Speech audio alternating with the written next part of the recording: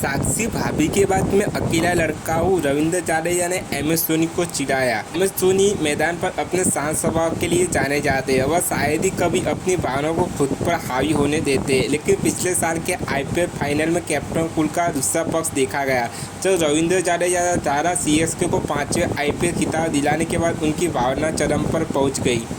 बारिश से प्रभावित मैच के महत्वपूर्ण 15वें ओवर में अंतिम ओवर में CSK ने खुद को अनिश्चित स्थिति में पाया। अंतिम 2 गेंदों पर 10 रन की आवश्यकता थी, तभी अनुभवी जाडेजा ने मध्य गति के गेंदबाज मोहित शर्मा को छक्का और चौका जड़कर स्थिति को अपनी टीम के पक्ष में कर दिया।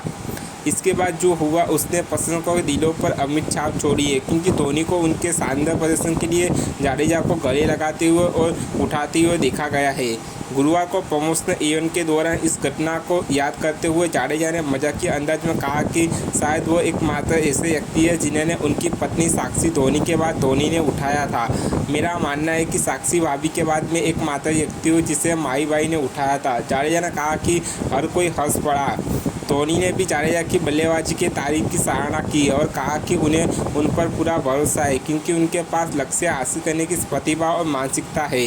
और इस तस्वीर में भी आप जानते हैं कि मैं इस बारे में काफ़ी असहज था कि जाडू के पास लक्ष्य हासिल करने के लिए प्रतिभा और मानसिकता है, लेकिन फिर यह निश्चित नहीं है कि ऐसा ही होगा। ये एक बहुत ही यादगार पारी थी। आप कुछ जानते हैं, आखिरी गेंद से पहले उन्होंने जो छक्के लगाए मुझे लगता था कि वे मुश्किल थे।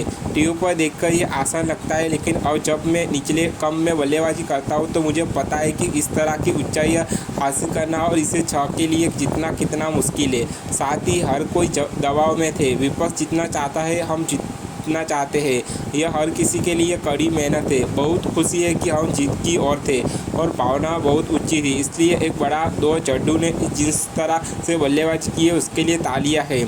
रविंद्र जाडेजा ने अपने IPL करियर की शुरुआत 2008 में लीग के उद्घाटन सत्र में राजस्थान रॉयल्स के साथ की थी, जब दिवंगत शेन वॉर्न ने उन्हें रॉकस्टार नाम दिया था।